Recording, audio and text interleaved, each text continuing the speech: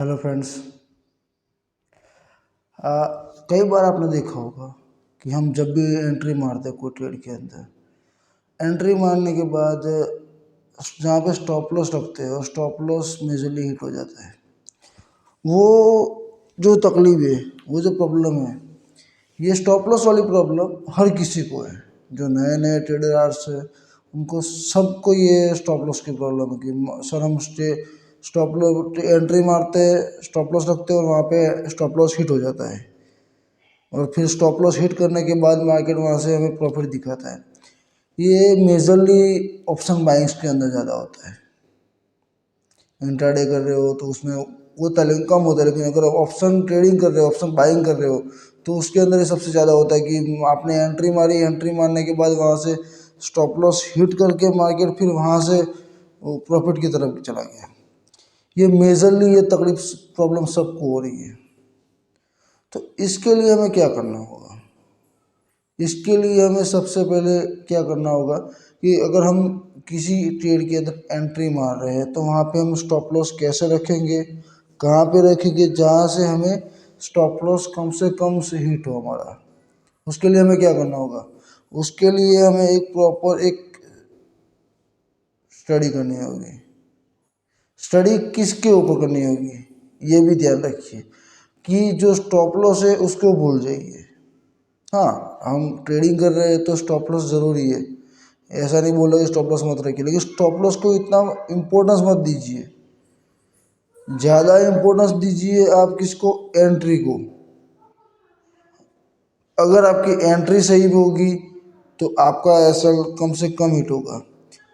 हम लोग यूट्यूब पे सर्च मारते हैं स्टॉप लॉस कैसे रखें, स्टॉप लॉस कैसे रखें, लेकिन एक बात याद रखिए, स्टॉप लॉस रखना उससे ज़्यादा इम्पोर्टेंस है एंट्री। अगर आपने एंट्री कहाँ पे करनी है उसके अंदर मास्टरी कर ली, अगर उसके अंदर आपकी मास्टरी आ गई तो आपका स्टॉप लॉस कम हिट होगा। और ये जो एंट्री, परफेक्ट एंट्री करने की जो स्किल है वो आपको कहीं यूट्यूब पे नहीं मिलेगी, कहीं नहीं मिलेगी, वो आपको मिलेगी प्रैक्टिस से। तो आपको क्या करना है? एंट्री के अंदर मास्टरी करनी है, स्टॉप लॉस के अंदर नहीं। स्टॉप लॉस ज़रूरी है, ट्रेडिंग के अंदर स्टॉप लॉस ज़रूरी है, लेकिन स्टॉप लॉस के अंदर इतना, स्टॉप लॉस को इतना इम्पोर्टेंस मत दीजिए। स्टॉप लॉस से ज़्यादा इम्पोर्टेंस है एंट्री का। तो ट्राई कीजिए कि एंट्री परफेक्ट जगह पे हो। अगर एंट्री परफेक्ट जगह पे हो गई तो वहाँ पे आप स्टॉप लॉस भी कम लेंगे और जो प्रॉफिट का जो प्रोबेबिलिटी है वो भी हमारा ज़्यादा हो जाएगा।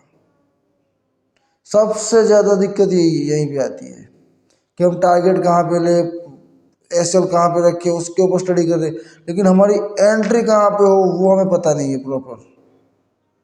तो ट्राई कीजिए कि एंट्री हमारी प्रॉपर जगह पे हो, उसके बाद एसएल और टारगेट ऑटोमेटिकली आ जाएगा। सबसे जो प्राइमरी पार्ट है एंट्री है। एंट्री, अगर आप एंट्री सही जगह पे नहीं करोगे तो प्रॉफिट या एसएल कहाँ से फिक्स करोगे? प्रॉफिट या लॉस लेने के लिए पहले अपनी एंट्री प्रॉपर जगह पे होनी चाहिए। तो ये एक छोटा सा वीडियो था स्टॉप लॉस के यहाँ पे, जो भी मेरे जो यहाँ पे जो सर्कल में है, और यहाँ पे मैंने बहुत देखा कि स्टॉप लॉस के ऊपर लोग बहुत प्रायोरिटी दे रहे स्टॉप लॉस को। स्टॉप लॉस ज़रूरी है, लेकिन वो ट्रेडिंग के अंदर, रिस्क मैनेजमेंट के अंदर ज़रूरी है। मैं ऐसा नहीं बोल रहा स्टॉप लॉस को मत रखिए, स्टॉप लॉस रखिए, लेकिन कब? कि उसकी प्रायोरिटी कम रखिए, प्रायोरिटी रखिए एंट्री की। एंट्री आएगी तो स्टॉप लॉस और टारगेट ऑटोमेटिकली आएगी। अगर आपकी एंट्री परफेक्ट जगह पे है तो स्टॉप लॉस हिट होने की चांसेस कम हो जाएंगे। मान लीजिए कि 10 ट्रेड में से अगर आप 4 या 5 ट्रेड लॉस ले ऐसा हिट कर रहे हो, तो अगर आपकी एंट्री परफेक्ट हो गई तो आप 10 में से 1 या 2 ट्रेड ही लॉस करोगे, बाकी के ट्रेड प्रॉफिटेबल हो जाएंगे। तो ट्रेडिंग के अंदर सबसे ज़्यादा इम्पोर्टेंस किसकी है? ना तो एसएल की है, ना तो टारगेट की है। एंड इम्पोर्टेंस है एंट्री की। अगर आपकी एंट्री सही है तो आपका ट्रेड सही है, उसके अंदर आपको प्रॉफिट होगा, लॉस कम से कम होगा।